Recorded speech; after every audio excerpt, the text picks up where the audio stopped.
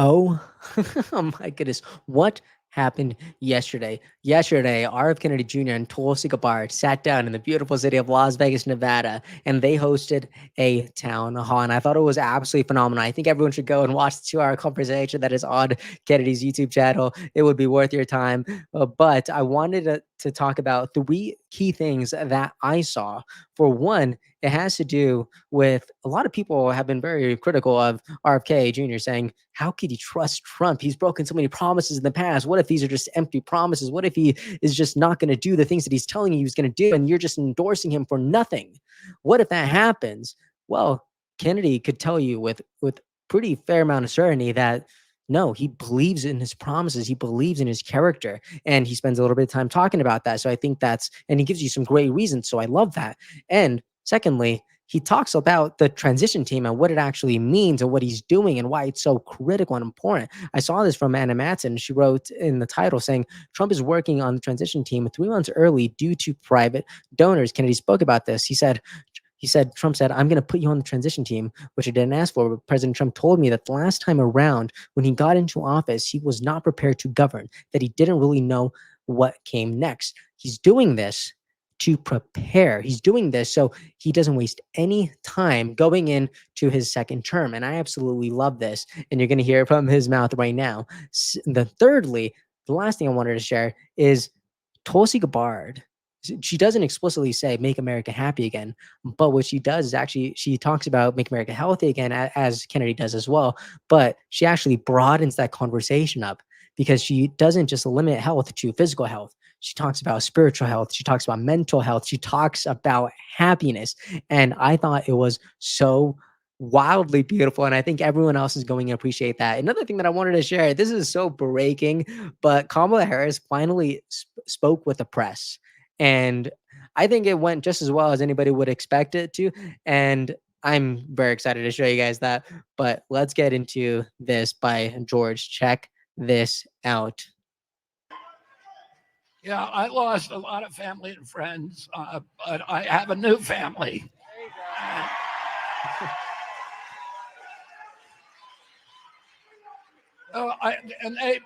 People said to me, he's going to break every promise that he makes to you. He'll make a deal and then he'll break it. And what I found is I sat down for meeting after meeting with the president, with his family, with his closest aides. And the 3 issues that and one of the things we agreed we're going to create a unity party. And that, like they do in Europe and parliamentary countries where parties unify with each other to create a government, but they continue to have differences and they are allowed to criticize each other on those differences and question them. And he was very, very open to that and was very welcoming of that relationship. The 3 issues that prompted me to make this switch were ending the war, ending the censorship and surveillance regime, and making America healthy again. Oh my goodness, the crowd in Las Vegas, we love it so much. The eruption from the audience, it was so good. But man, a couple of things here. For one, I think it's so unfortunate that Kennedy said that he lost family and friends. Whenever I see that, because first, personally, that has not been my experience. My experience has been when you actually spend the time to speak with your family and friends about how maybe your views are different, but when you spend the time to talk about it, to deconstruct it in a meaningful way, and you're just talking to each other, you're not attacking them or their views, but you're just explaining your perspective, you're explaining your worldview, you're explaining how maybe you just developed your perspective than in the past. You're explaining how maybe something happened. But to me, through communication, through the act of communicating and through just being an empathetic person, I feel like people, for the most part, just respect it. And you don't have to lose friends. You don't have to lose family over some different ideas that you share politically. That's my idea. But on another layer behind that, I also think that it's very real that some people just aren't very receptive, right? Some people just cannot see another perspective. If you're a liberal and they're a Republican, maybe you guys will just never see eye to eye because one of you just will be incapable of being that receptive. And I think it's so sad. And I do think we need to learn how to communicate with each other again. But it's not just one side. Like, you could do your best at communicating your values, but at the end of the day, if someone else isn't open to that, if someone else isn't open to that reality, to that perspective, that's not going to matter. So, and to be someone like Kennedy, where your family is historically and primarily Democratic, I don't know. That it breaks my heart. It breaks my heart, especially because in the past, Kennedy has spoken, at length about this, saying that, yeah, like we see things differently, but we still love each other. So I hope none of that has changed.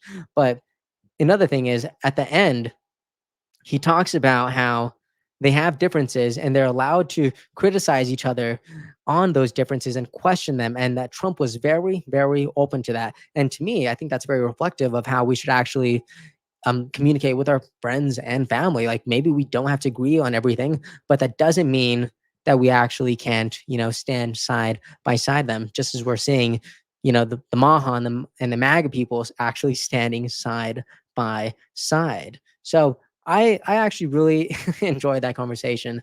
Another Now the next one was about the transition team. Check this out. This is a bit of a longer clip, but I do think it is going to be really helpful for the people who are genuinely curious about what this whole transition team is, just because we've been hearing it so much. So what is it? Well, from the legend's mouth himself, Kennedy Jr. explaining. Check this out. So they made those commitments during our talks. But he put his money and he said, I'm going to put you on the transition team, which I didn't ask for. But it was a commitment. And by the way, President Trump told me that the last time around when he got into office that he was not prepared to govern, that he didn't really know what came next, that he was immediately surrounded by business, corporations, corporate lobbyists, and they all said, put this guy in power, put this guy in this position. It's 14,000 positions that the president has to fill when he comes into office. And he said, I did what they told me, and it was a lot of bad people. And you know how he talks about bad people. and he said, I'm not going to do that again. And because of that, this time around, the GAO pays for the transition team, the General Accounting Office. But they won't give you any money until you win the election. So you can't start picking a new government until November 5th. And he said that the last time around, that put me in a bind because we didn't have time to vet people and to understand what they stood for and what they were going to do. So this time he went to private donors and he said, we're going to start the transition team 3 months earlier.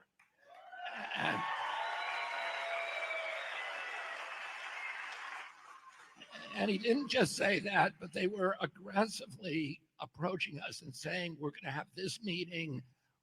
We need names for this department, this department. We want your names. We're going to appoint your people.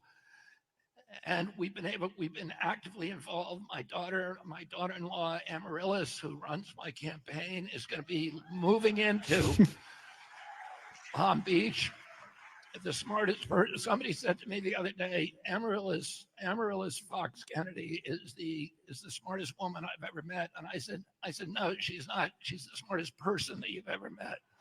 And she is.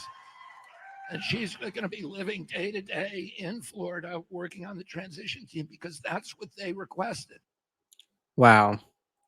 I love that so much. And I love how Trump's posture is just preparing. He is preparing for battle. He's not waiting for it. He's not waiting for it to happen for him to get ready. You know what I think about too? I was just thinking about how this is just another Bible bomb, but I love how in Genesis, I love how Noah didn't wait for it to start raining for him to start building the boat. Man, isn't that so good? Because this is how you prepare. Whenever you prepare for battle, you actually prepare for success. And I just love this so much. But geez, 14,000 people for a government. I had no idea they had to fill in 14,000 positions. That is so wild. Okay, so the next thing that I wanted to share, again, this is purely Tulsi here, but Tulsi has been who's she has been so behind the MAHA movement completely, and I just love her thoughts and her perspective here and how it just broadens up this conversation so much. Check this out. What we are talking about here in this incredibly historic opportunity in re-electing President Trump to the White House is to change this sick care system into truly a healthcare system that cares about us and that sees and understands what a healthy life actually is. It is, yes, our physical well-being. It is nutrition. It is exercise. It is what does it take to live a truly healthy life? It is mental health and well-being. And foundationally, it is the spiritual health and well-being of who we are as people and how we are faring. So much emphasis is placed on gross domestic product, and you hear these statistics being spouted about how successful we are as a country based on employment numbers and GDP and all of these other things. But are we really truly a happy country? Are we a fulfilled country? What are we truly valuing in our society? Wow.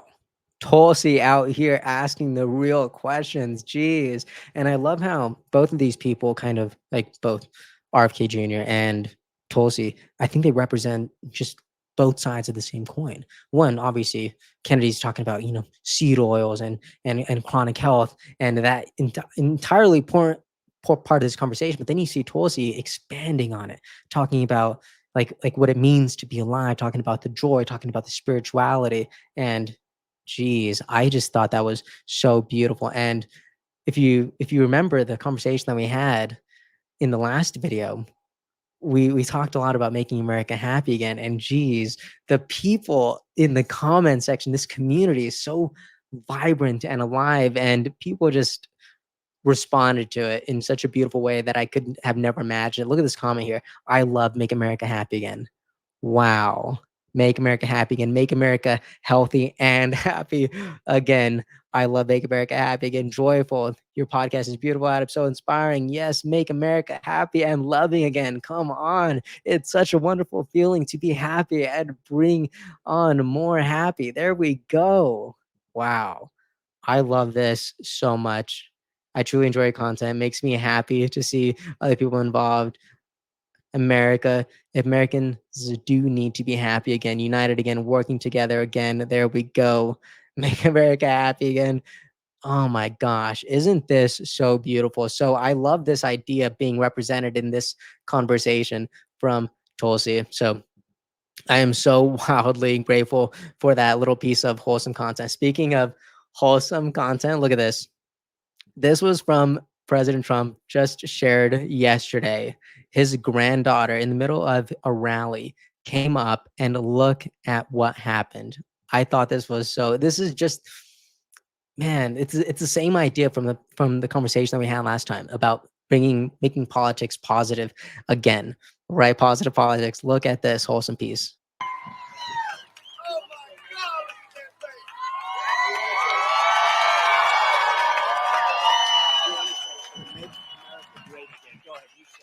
Make American great again.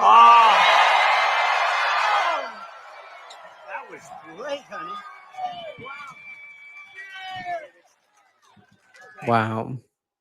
I love that so much. I keep seeing a bunch of comments on this saying like this is the side of the media, or this is the media that, oh yeah, look at this. This is the side of Donald Trump that the media does not want you to see. And you know what? I was actually so surprised because let me bring this up right now. I wasn't planning on it, but look at this. Scrolling, scrolling, scrolling, scrolling. Here it is. Okay. Look at this. This was also by by George because he was resharing this other clip of his grandson showing up, where his grandson Luke came on stage and said, "Vote for Grandpa," and he talked about the Bible too. He said the Bible says that we'll know people by their fruits. And he goes on to say Trump's fruits, aka his kids and grandkids, are very well behaved. He raised all of them right. And I responded back and I'm like, wow, really interesting observation. Look at his fruits. I thought that was really interesting. And I wanted to respond with also saying, like, where's Kamala Harris's grandkids? Because she is old enough to have grandchildren, but where are they? And unfortunately, she doesn't. I don't think she has any grandchildren. She just has 2 stepchildren. And I just think it's such an interesting observation. Really, like Trump has how many children? Trump has how many grandchildren? You could criticize the man in a lot of different ways, but at the end of the day, wow, like I just love to see it. And another thing that I wanted to share was the Kamala Harris campaign seems to be scrambling a bit because on Oprah, Kamala Harris said, if someone breaks in my house, they're getting shot. She was so clear. And then afterwards, she said, I probably shouldn't have said that. But, my staff, they're going to take care of it later. And look at this. One of her staff members completely backtracked it, calling it just a joke. Look at this. This is from the nationalreview.com. The title is Harris comments on shooting intruder were just a joke, campaign advisor said. Look at this. Harris campaign advisor Keisha Lance Bottoms on Friday brushed off Vice President Kamala Harris's viral comments about how she would shoot anyone who breaks into her home, calling the remarks a joke. Wow. Do you think it was a joke? I think she was being 100% serious. Unfortunately, I don't think she's going to be doing any of the shooting. For one, like she has Secret Service. She's still protected. If anything, they're going to be the ones who are taking people out. But I do think it was fascinating. Another thing happening in the Harris campaign was this moment with Tim Walz saying, we can't afford 4 more years of this. What are you talking about? Of this is Kamala Harris. This is Biden Harris. Look at this. We can't afford 4 more years of this. Oh my goodness. Now, did he misspeak? Probably, right? We say this a lot. People misspeak all the time. Communicating is hard. I give more grace than anybody probably should, just because, I've struggled with my fair share of communicating, and I still do every single day. It's hard. So do I think this is a bad moment? I absolutely do. Do I think that the Trump campaign is actually capitalizing on it? I absolutely do. Look at this. This person says the new Trump ad just dropped. And this could not be funnier. We can't afford 4 more years of this. I'm Donald J. Trump, and I approve this message. That is so funny. Again, if you want to look at this, like everything here is always linked up in the description. Okay, so I thought that was hilarious. A very, very feel good, fun ad, and I love these kind of 5 to 6 second ads. I think they're hilarious. So back to what we talked about in the beginning, Kamala Harris, who's been playing hide and go seek with the press ever since she's kind of been the nominee, or ever since she started her campaign, she's been playing hide and go seek. She's been dodging the press left and right. She's been doing these more scripted appearances that are a little bit more polished. Not that there's anything wrong with that, but I do think there should be a healthy balance between having these uninterrupted live experiences as well as maybe, these other like Wired or Oprah experiences. But Ed Kranzenstein says Republicans, Kamala Harris won't talk to the media. And then Kamala Harris finally walking up like she owns the place. Watch me. Trump is afraid to debate me. So I'll only play a little bit of it. I don't think it's bad. And I'm excited to see Kamala Harris actually step out in front of the camera more in these types of moments. This is with C-SPAN. Check it out.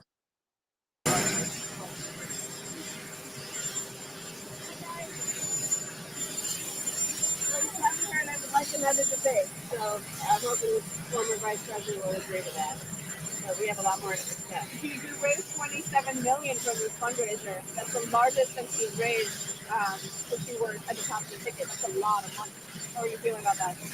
Well, it's showing that there's a lot of support for our message and what we need to do in terms of moving forward and charting a new way forward and finishing with all of the attempts to divide our country and to just really, the problem I think on the other side is that there is a devaluation of who the American people are. Just don't really understand that we've got a lot of good people in our country. We want to work hard and do well and want a leader who believes that we're, in this together.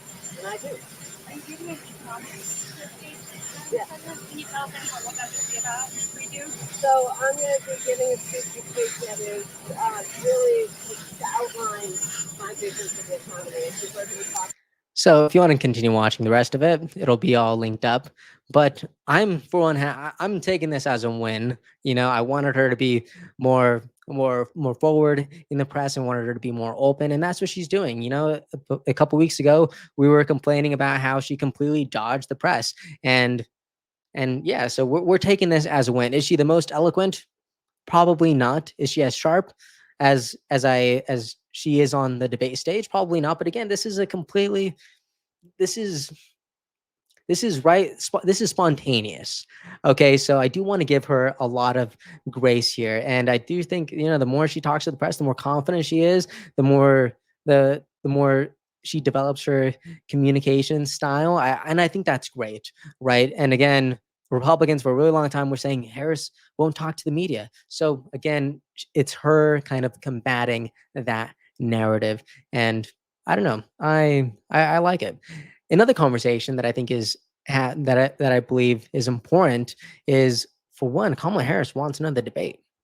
Yeah, she's accepted a debate, or look at this, she's accepted the CNN's invitation to debate on October 23rd. Okay, but Donald Trump has already famously said that he's not going to debate again. He's already done 2, right? He doesn't want to do it again. He's fine. And I think this is really interesting because, for one, I do think debates will help Kamala Harris more at this point than President Trump, but I don't know. I'd also be hesitant if I was Trump too, because again, at ABC, it was 3-on-1. The moderators were completely on Kamala's side. Now, Trump has also said time and again that the CNN debate was very fairly moderated, but this was an entirely different race. Biden was still in. So maybe Trump's a little nervous, right? We don't know. But I do think him turning this down might be the right move. And I still believe that debates matter. I still believe that the American people deserve to see both candidates up on a stage side by side to do a live comparison as they debate the issues. I think that's radically important. Unfortunately, I don't have as much faith in the media. I don't know if I have as much faith in CNN to actually host a moderate, balanced, and unbiased debate. I don't know if I do. If you do, you could disagree with me in the comment section, but I just don't know. I think we might see what happens what happened in ABC. I think we might see it again in the CNN debate if that does happen. So I don't know, because Kamala Harris also declined the Fox debate. So if Kamala Harris was really adamant about actually debating President Trump, I think she would have done it on Fox. But I don't know. It's a tough conversation. So who knows what's going to happen? Who knows if President Trump ends up changing his mind and accepting this? But we will see. Anyways, I know we had a lot of different conversations today. Let me know what you thought about them. I'm so excited to hear your feedback. But yeah, I hope everyone has a beautiful rest of their night, and I will see you all next time. Hey everyone, thank you so much for watching and listening. I appreciate your time so much, and I really hope you enjoyed this episode. If you'd like to support what we're building here, please like and subscribe. It means a lot and it really helps us out. And if you want to see even more content from me, make sure to follow me on Instagram. I'm going to be sharing a lot more on there. Thank you so much. Have a great day, and I'll see you next time.